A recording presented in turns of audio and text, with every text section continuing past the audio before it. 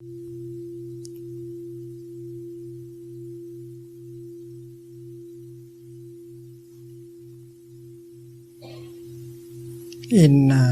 the Buddhist tradition, we speak of love in terms of true love, in terms of loving kindness, compassion, joy, and equanimity, or non-discrimination, or inclusiveness. In order to really understand compassion, you should understand also the three other elements of true love. The first element of true love is loving kindness, maitri. It has the power to offer happiness. If love cannot offer happiness, it's not true love. Your true love offer you happiness and offer her happiness. It's not the willingness to offer happiness. Because if you don't understand the other person, the more you try to make him happy, the more you make him suffer. So understanding him, understanding her suffering and need before you can practice loving kindness, maitri. In Asia, there is a fruit called durian. Many people crave for it, but for me, I cannot eat it. And then you say, dear Thầy worked so hard, he should eat some durian. And then you make me suffer by loving me. So we should understand the other person in order to really make him happy. And that is why understanding is the other word for love, for compassion. And that is why we should ask our partner, darling, do you think I understand you enough? If I don't understand you enough, please help me. My wife is right there.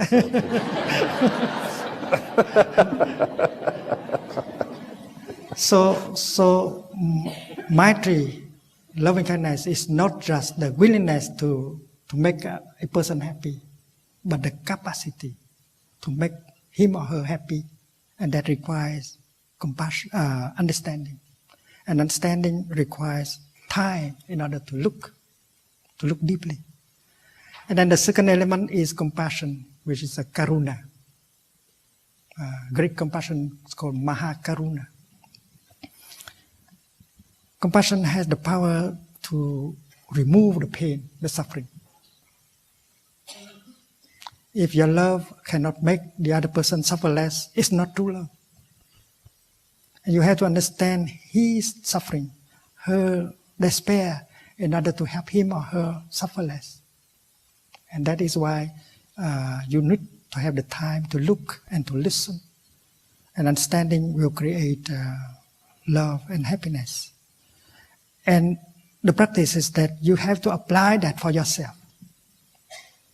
You have to apply, you have to be able to offer you happiness and compassion.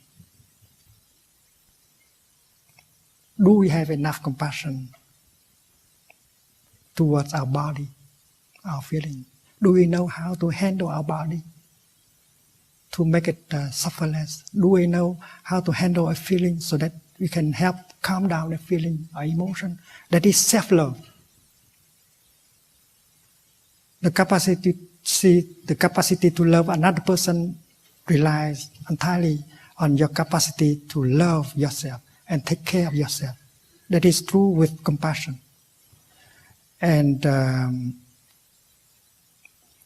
third is joy, mudita. If by loving you make the other person cry every day, that is not true love.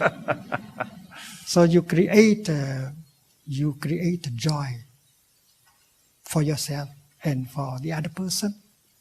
And there are many practical ways to create joy without having to go to the market and buy something to offer him or her. Suppose you say you breathe mindfully and you bring your mind home to your body, you become fresh and pleasant, and you go to her and you say, darling, you know something? I'm here for you.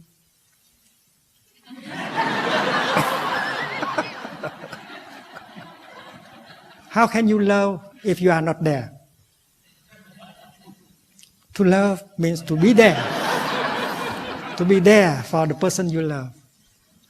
If you are so busy in your work, if you are so busy making money, and then you have no time for yourself and for your beloved one. And that is why mindful breathing, mindful walking, to bring your mind home to your body and to be relaxed, fresh, and loving, and pronounce a mantra, darling, I am here for you. And that is to bring joy for yourself and for the other person. And when you are truly there and offer your presence to him or to her, you have a chance to acknowledge the presence of the other person as something very precious to you. And that is why you can pronounce the second mantra. Darling, I know you are there and I'm so happy. That is, to be loved means to be recognized as existing. And if you drive your car and you think of everything else except the person sitting next to you, she cannot be happy at all. So while driving, you use your mindfulness, embrace her, and you say, darling, you know something? I know you are there next to me. I am so happy. So there are very simple practice like that, practice of mindfulness that can bring joy. And if he is in the office, you can practice the mantra of your telephone or send him an email with the content, darling, I know you are there and I'm very happy. And that is why creating joy is true love. And the fourth element is inclusiveness. We cannot understand compassion deeply without understanding the fourth aspect of true love. In true love, there is no discrimination anymore between the lover and the beloved one. You cannot say, that is, darling, that is your problem.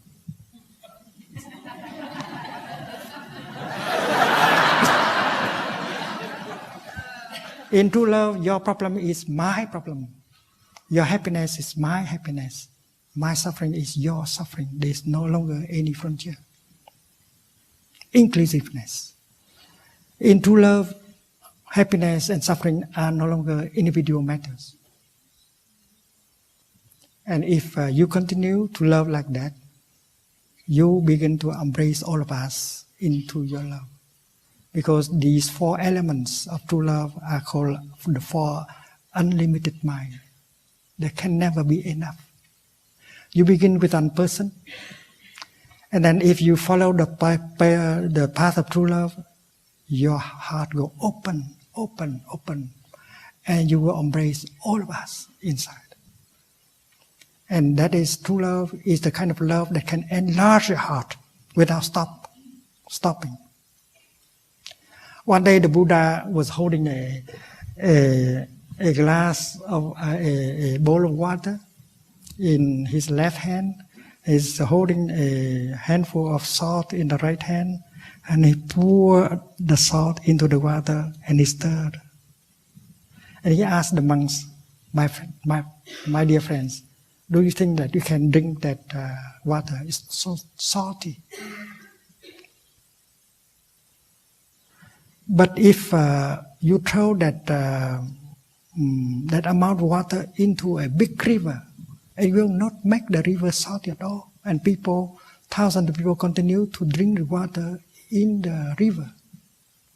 So with someone who has a great heart, a big heart, a lot of compassion, they don't suffer anymore. The things that make other people suffer do not make them suffer. It's like one handful of salt can make salty the bowl of water, but cannot make the whole big river suffer at all. So the 4 Brahma Vihara, the 4 elements of true love are unlimited. Because by loving in that kind of way, one day you will embrace all of us in your heart. You love not only humans, but animals, plants, and minerals. Because minerals, they are alive also. Minerals can suffer. And that is the love recommended by the Buddha. The love without frontier, without discrimination. And the 4th element of true love is inclusiveness. No discrimination whatsoever. Black or white, north or south, rich or poor, are all objects of your love. And when you have that kind of love, you don't suffer anymore. And you are in a situation to help many people. And that is why all of us who want to serve our society, we should cultivate true love. With true love, we are nourished, we are strong enough.